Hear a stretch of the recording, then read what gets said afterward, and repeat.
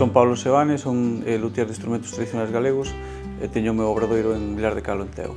Unha das facetas boas do meu traballo é que eu non só me dedico á artesanía, dedícome tamén á docencia. Son mestre de música tradicional, de baile, entonces este traballo é un pouco o complemento do outro. É dicir, eu xa fago os instrumentos dos meus alumnos, aunque moitos alumnos poden comprar en outros lados, obviamente, pero é un pouco cerrar o círculo. Eles teñen a demanda de instrumentos cando eu dou clases, eu podo fabricarlos, podo arranxarlos, entón, bueno, pois é o círculo perfecto para tanto para as clases como para o obradoiro.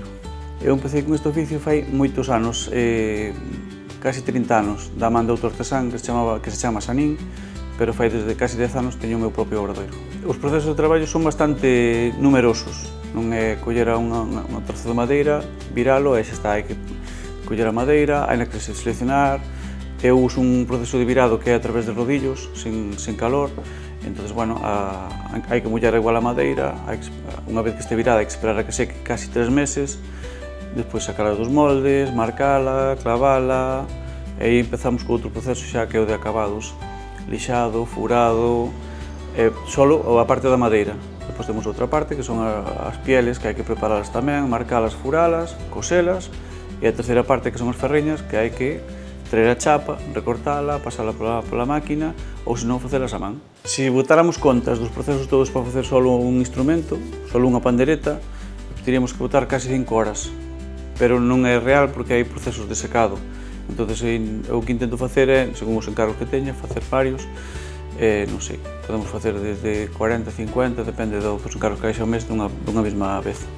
A técnica de traballo sigue sendo a mesma, a de sempre. Pasa que, bueno, intentamos evolucionar, sobre todo en canto a maquinaria, para facer máis cómodos os procesos de traballo. O que máis me gusta do meu traballo é que, aunque é un traballo repetitivo, porque sempre faço o mismo, son moitísimos procesos distintos. Entón, bueno, hai días que te apetece menos lixar, pois faz outra cousa, para as pieles. O día que non che gusta aprender cas pieles, pois aproveitas para lixar, ou, bueno, como son moitos procesos distintos, non é nada aburrido. Entón, bueno, a mí sempre me gustou traballar cas mans e no tema da música que levo toda a vida, entón, bueno, foi un complemento perfecto.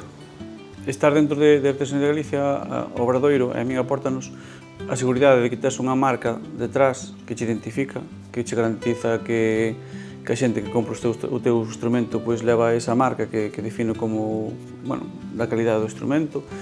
E máis, bueno, pois ao final creo que vou para todos ter esa marca e intentar defenderla o máximo posible.